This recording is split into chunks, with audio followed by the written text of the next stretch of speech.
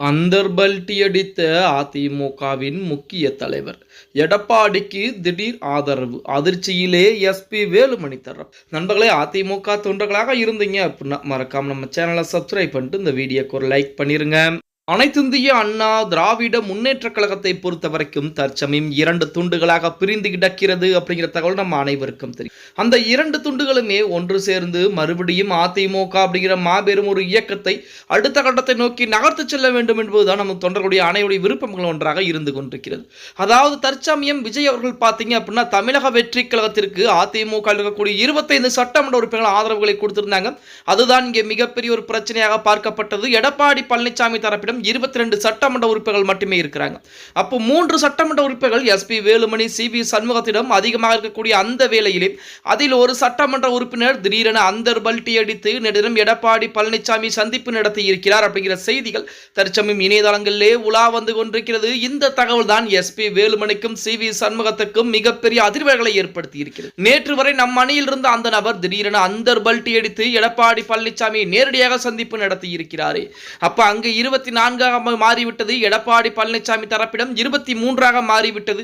இன்னும் 2 நபர்கள் மட்டும் அங்கே போய்விட்டால் நாம் கதை அனைத்து முடிந்துவிடுமே என பதற்றத்திலே தற்போது எஸ்பி வேலுமணியும் சிபி சண்முகம் இருந்துட்டு வர்றாங்களாம். அதாவது நேற்றைய தினம் முதல்வர் விஜய் அவர்களுக்கு ஆதரவளித்தாலும் நாங்கள் எடப்பாடி பழனிசாமியின் பின்னால் தான் நிற்போம் என முன்னாள் அமைச்சர் KC வீரமணி அவர்கள் தெரிவித்திருக்கிறார். இந்த நிலையில் இப்போது EPS அழைத்தாலும் பேச்சுவார்த்தை தயாராக இருக்கிறோம் என முன்னாள் அமைச்சர் SP வேலுமணியும் நேற்று தினம் கூறியிருந்தார். அதாவது KC வீரமணி அவர்களை பொறுத்த வரைக்கும் சட்டமன்றத்திலே SP வேலுமணிக்கு ஆதரவாக விஜய்க்கு ஆதரவாக வாக்களித்த நபர் அப்படின்னே கூட சொல்லலாம். அந்த வாக்களிப்பிற்கு பிறகு எடப்பாடி பழனிசாமி பல யுக்திகளை கையில் எடுத்தார். அனைவருடைய பதவிகளையும் பறித்தார். சட்டமன்றத்தில் இருக்கக்கூடிய அந்த சட்டமன்ற பொறுப்பையும் அதாவது MLA பதவியும் பறிப்பதற்கு ஆளுநரையும் சந்திப்பு நடத்தி இருக்கிறார். இந்த சந்திப்புக்கு பின்புதான் தற்போது அந்த பிரிவுபட்ட 2 அணிகளாக இருக்கக்கூடிய SP வேலுமணி இருக்கக்கூடிய முக்கால்வாசி நபர்கள் எடப்பாடி பழனிசாமி அவர்களுக்கு ஆதரவுகளை கொடுக்க இருக்கிறார். அதன் அடிப்படையில் தான் KC வீரமணிகள் திடீரென அந்தர்பல்டி அடித்து அதிமுகவிற்கு மிகப்பெரிய ஒரு ஆதரவு, எடப்பாடி பழனிசாமிக்கு என்னுடைய முழு ஆதரவு இருக்கிறது என தற்சமயம் சொல்லி இருக்கிறார். அதே போல அதிமுக முக்கிய தலைவராக இருந்த பெஞ்சமின் அவர்கள் கூட எடப்பாடி பழனிசாமியை நேரடியாக சந்திப்பு நடத்தி பேச்சுவார்த்தையும் நடத்தி இருக்கிறாராம்.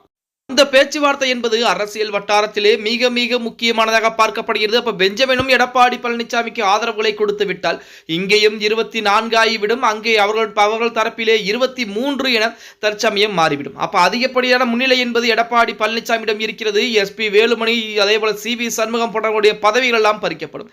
இப்படி இருக்கக்கூடிய ஒரு சூழலில் தான் KC வீரமணிகள் திடீரென அந்தர்பல்டி அடித்து எடப்பாடி பழனிசாமிக்கு ஆதரவு நிலைப்பாட்டிற்கு வந்திருப்பது அதிமுக அரசியல் வட்டாரத்திலே மிக ஒரு முக்கியமான ஒரு நிகழ்வாகத்தான் பார்க்கப்பட்டுக் கொண்டிருக்கிறது. அது மட்டுமல்லாமல் பொதுக்குழு உறுப்பினர்களை புறம் எடப்பாடி பழனிசாமி நேரடியாக அவருடைய இல்லத்திற்கே அழைத்து ஆலோசனை செய்து கொண்டிருக்கிறார். யாரும் கையெழுத்துக்களை போட வேண்டாம் எனவும் ஆலோசனைகளை செய்து கொண்டிருப்பதாக செய்திகள் என்பது விழா வந்து கொண்டிருக்கிறது. ஓகே गाइस, வீடியோ பிடிச்சிருந்தா மறக்காம லைக் பண்ணுங்க. அப்படி நம்ம போடக்கூடிய வீடியோ பத்தின கருத்துக்களும் கீழே மறக்காம கமெண்ட் பாக்ஸ்ல பதிவு பண்ணுங்க.